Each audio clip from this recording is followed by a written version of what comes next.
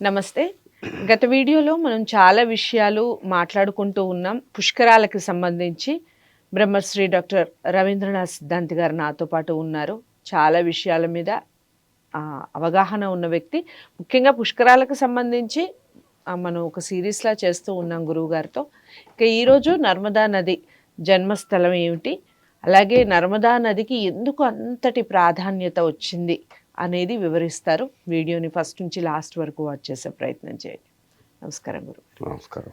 ఇక నర్మదా నది పుష్కరాలు వస్తున్నాయి కాబట్టి దానికి ఉన్న ప్రాధాన్యత చెప్తూ, అలాగే దాని జన్మస్థలం ఎక్కడ జరిగింది, ఎలా మొదలైంది అనేది వివరించండి. తప్పకుండా. క్లుప్తంగా.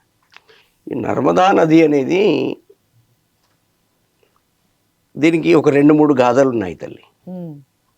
అయితే ముఖ్యంగా మనము తెలుసుకోవాల్సింది ఏమిటంటే, ఈ యొక్క శివుని యొక్క అంటే శివుడు తాండవం చేస్తూ ఉంటే స్వేదం నుండి పుట్టినటువంటిది ఈ యొక్క నర్మదా నది అనేటువంటి గాథ. అంటే చాలా గాథలు ప్రశస్తిలో ఉన్నాయి, కానీ ఈ గాథ ఎక్కువ ప్రశస్తిలో ఉంది, నర్మదా నది. అయితే అలా ప్రవహించి అమర్కంటక్ అనేది అది జ్ఞాపకం చేసుకుంటేనే ఎంతో పుణ్యం. ఎందుకంటే నర్మదా నది తల్లి ఇప్పుడు మనకు గోదావరి, గంగా ఎక్కడ బ్రహ్మపుత్ర స్థలంలో జన్మించిందో, గోదావరి ఎట్లయితే నాసిక్ త్రయంబకేశ్వర్లో జన్మించిందో, అట్లా నర్మదా నది అమర్కంటక్ అనే ప్రాంతంలో జన్మించింది. అమర్కంటక్ అనే ప్రాంతంలో జన్మించినటువంటి ప్రాంతాన్ని చూస్తే ఒక రకంగా వెంట్రుకలు గగురు పొడుస్తాయి, భయం వేస్తుంది. మొత్తం అభయారణ్యం. అక్కడికి చాలా దగ్గరికి వెళ్ళలేము, కొంచెం దూరం నుండే చూడడమే. అలా అక్కడ ఈ నది అంటే ఆయన యొక్క స్వేదం పడడం వల్ల ఆ యొక్క నర్మదా నది ఉత్పన్నం జరిగింది తల్లి అమరకంటక్లో.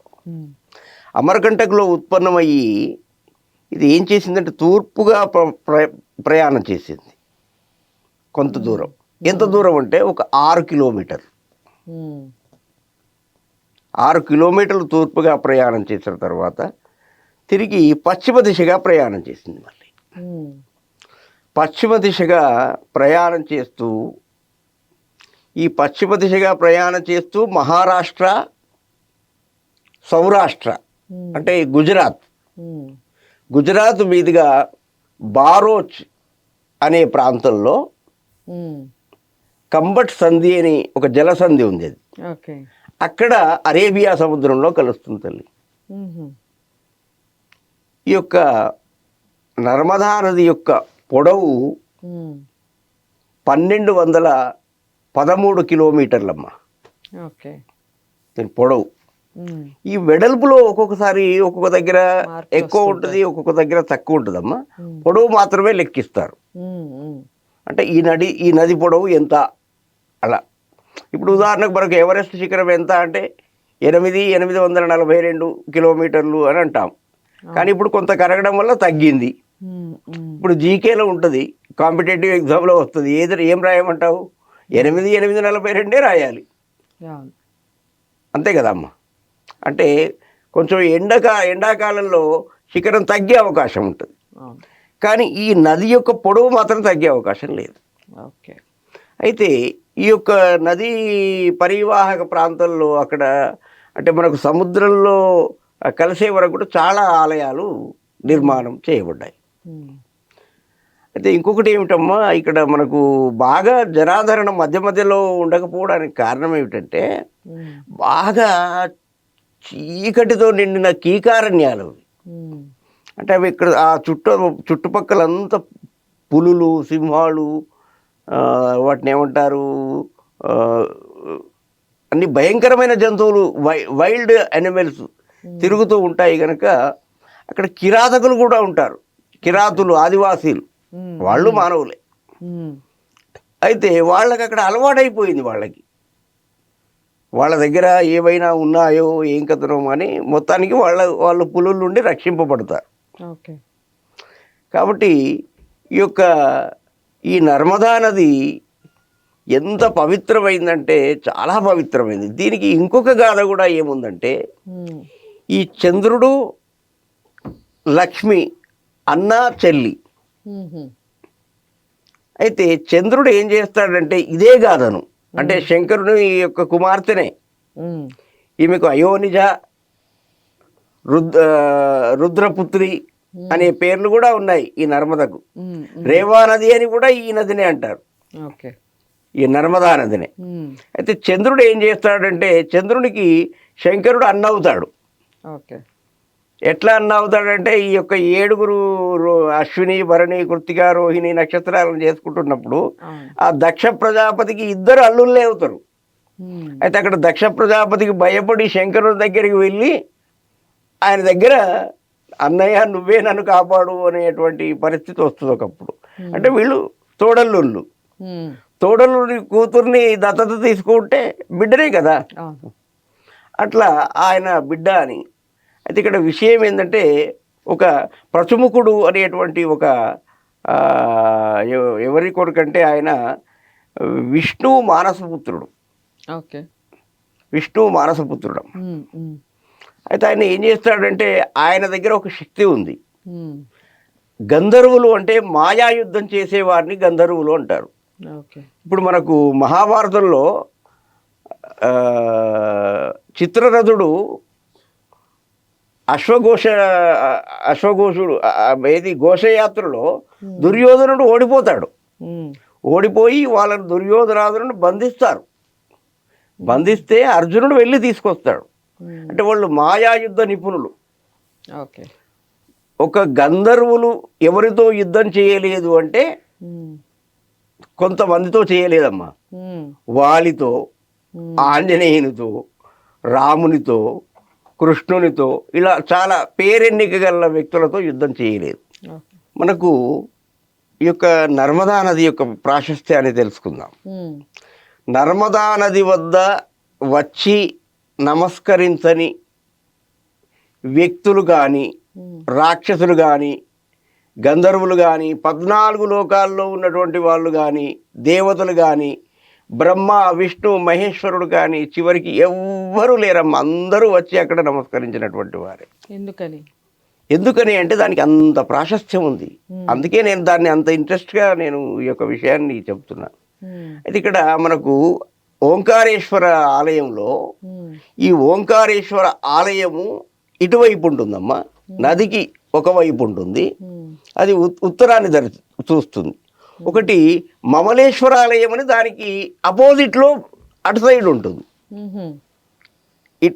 ఇట్లా అంటే అపోజిట్లోనే ఎదురుబదురుగా ఉంటారు. ఎదురుబదురుగా అంటే ఇక్కడి వచ్చే వాళ్ళకు ఈయన ఎదురవుతాడు, అక్కడి నుంచి వచ్చే వారికి ఆయన ఎదురవుతాడు. ఓకే. ఈ మమలేశ్వర ఆలయం ఏదైతే ఉందో ఈ మమలేశ్వర ఆలయాన్ని వాస్తవానికి ఏంటంటే మమలేశ్వర ఆలయం అత్యంత పురాతనమైన ఆలయం. అది ఎప్పుడు కట్టారో ఎవరికి తెలియదు. అయితే ఓంకారేశ్వర ఆలయాన్ని 1124వ సంవత్సరం నుండి 1102వ సంవత్సరం మధ్యకాలంలో నిర్మించారు. కానీ అక్కడ ఓంకారేశ్వరుడు అప్పటికే ఉన్నాడు. ఎందుకంటే కృతయుగంలో ఇప్పుడు మనకు మత్స్య పురాణము, మార్కండేయ పురాణము, పద్మ పురాణము, తర్వాత మహాభారతము, తర్వాత తల్లి మీకు ఇంకా చెప్పాలంటే బ్రహ్మవైవర్త పురాణంలో వీటి గురించి మీకు అవకాశం అంటే వెతికితే దొరుకుతాయి, మీకు ఉంటుంది. అయితే విషయం ఏమిటంటే ఈ మమలేశ్వర ఆలయాన్ని దర్శించుకోవాలని ఒకవేళ ఎవరైనా మానవులు అనుకుంటే పూర్తిగా డైరెక్ట్గా ఆ యొక్క గుమ్మాన్ని మనం దాటుతుంటాము, అలా దాటకూడదు. కొంచెం ఒక పక్కగా వెళ్ళాలి. ఎందుకంటే దేవతలు వస్తారు అక్కడికి, కిన్నరులు, కింపురులు, అంటే వాళ్ళు మనకు కనిపించరు మన మానవ చర్మచక్షువులకు. కాబట్టి వాళ్ళకు మనము కనిపించకుండా ఉండాలంటే వాళ్ళు మనకు కనిపించకుండా ఉంటారు. కాబట్టి వాళ్ళకు కొంచెం తోవరిచ్చి నడవాలి. మనం మధ్యలో నుండి నడవకూడదు. నడుస్తే ఏమవుద్ది అంటే అది అవుద్ది, అది అర్థమవుద్ది, అనుభవం అయితే అర్థమవుద్ది. ఇప్పటి వరకైతే పెద్దల మాటలు నమ్మి గౌరవభావంతో ఇప్పటి వరకు ఎవరైనా ఒక పక్క నుండే నడుస్తారు. అంటే కొంత చోటు ఇస్తారు పక్కన ఒక వ్యక్తి వెళ్ళడానికి. బయటకు వచ్చేటప్పుడు కూడా ఒకవైపు నుండే వస్తారు, అంటే ఇంకో వ్యక్తి కూడా తనతో వచ్చేటట్టుగా. ఒకవేళ భార్యాభర్తలు వచ్చేటప్పుడు కూడా తల్లి మొట్టమొదలు భర్త కానీ భార్య కానీ మొట్టమొదలు వస్తుంది. ఇంకొకటి సందర్భం వచ్చింది కనుక చెప్తున్నాను, ఎప్పుడు కానీ ఎక్కడ కానీ తెలిసి భార్యాభర్తల మధ్యల నుండి నడవకూడదు. తాను అప్పటి వరకు చేసుకున్న పుణ్యమంతా నశిస్తుంది. ఇది మనం చాలా తప్పకుండా పాటించాలి అందరూ. అంటే ఇద్దరు భార్యాభర్తలు ఇద్దరు నడుచుకుంటూ వెళ్తున్నప్పుడు దూరంగా నడవద్దు, కొంచెం దగ్గరగా నడవాలి. అంటే మూడో వ్యక్తికి అవకాశం ఉండకూడదు. అలా మధ్యలో నుండి నడిచాడనుకోండి, ఆ వ్యక్తి పుణ్యమంతా నశించి వీళ్ళకు లాభం కలుగుతుంది. అదొకటి. తర్వాత ఈ ఓంకారలింగేశ్వరుడు, ఈ ఓంకారలింగంలో మనము కేవలము స్పర్శన, అంటే కేవలం వీక్షణ మాత్రం చేత, నదిలో స్నానం చేయడం పక్క పెట్టండి, ఆ నది నీటిని చూడడం ద్వారా ఆదిశంకరాచార్యులు అంటారు, అలక్ష లక్ష లక్ష లక్ష అంటే ఎన్ని లక్షలు. ఆయన ఏం చెప్పాడంటే, మీరు కోట్లాది పాపాలు చేసినా నాశనం చేసేది అలక్ష లక్ష లక్ష లక్ష అని 4 సార్లు అన్నాడు ఆదిశంకరాచార్యులు. అలా అనేసరికి అయితే ఇక్కడ విషయం ఏమిటంటే, ఈ యొక్క నర్మదా నది ప్రాశస్త్యత ఎంత గొప్పదైతే ఆదిశంకరాచార్యులు అలా చెప్పి ఉంటారు, మాటలు అంటారు. కాబట్టి దాని యొక్క ప్రాశస్త్యం చాలా ఉంది. ఇంకొకటి ఏమిటంటే, మనకు మహాభారతంలోకి వస్తే అశ్వత్థామ అనేటువంటి వాడు ద్రోణాచార్యుని యొక్క కుమారుడు. ఈ ద్రోణాచార్యుని యొక్క కుమారుడు అశ్వత్థామ సర్వ విద్యా, అంటే వేదాంగ పారంగతుడు, గాంధర్వ ఆయుర్వేద వివిధ శాస్త్ర పారంగతుడు, మల్లయుద్ధ పారంగతుడు, అన్నిట్లలో మంచి దిట్ట. ద్రౌపది వస్త్రాపహరణ జరిగినప్పుడు కేవలము ధైర్యం చేసి మాట్లాడినటువంటి వాడు ఒక అశ్వత్థామ మాత్రమే. అయితే ఆయన మీద ఒక నింద పడింది. అయితే ఆయన ఉప పాండవులను చంపాడు, వేరే వాళ్ళు అనుకొని చంపాడు. ఉప పాండవులు అని తెలిస్తే ఆయన చంపేవాడు కాదు. అయితే ఉప పాండవులను చంపినప్పుడు ద్రౌపదీదేవి ఆయనకు శాపం పెడుతుంది, నువ్వు నాకు కడుపు కోత విధించావు. అంటే ఈ ద్రౌపది ధర్మరాజు ద్వారా ఒక కొడుకును, భీముని ద్వారా ఒక కొడుకును, అర్జునుని ద్వారా ఒక కొడుకును, నకులుని ద్వారా ఒక కొడుకును, సహదేవుని ద్వారా ఒక కొడుకును, ఇలా 5 కుమారులను కన్నది ఉప పాండవులను. అంటే దానికి నియమం ఏమిటంటే, 1 సంవత్సరం ఒక భర్తతో ఉండాలి, 1 సంవత్సరం ఒక భర్తతో ఉండాలి. ఇది నియమం, ఒక నియమం పెట్టుకున్నారు వాళ్ళు. మళ్ళీ మిగతా వాళ్ళంతా పెళ్లి చేసుకున్నారు, ఒక ధర్మరాజు తప్ప. ఇది జరిగిన విషయం. ఇట్లా ఇంకొకటి ఏంటంటే, ఈ అశ్వత్థామ అనేటువంటి వాడు చిరంజీవి, చావు లేదు ఆయనకు.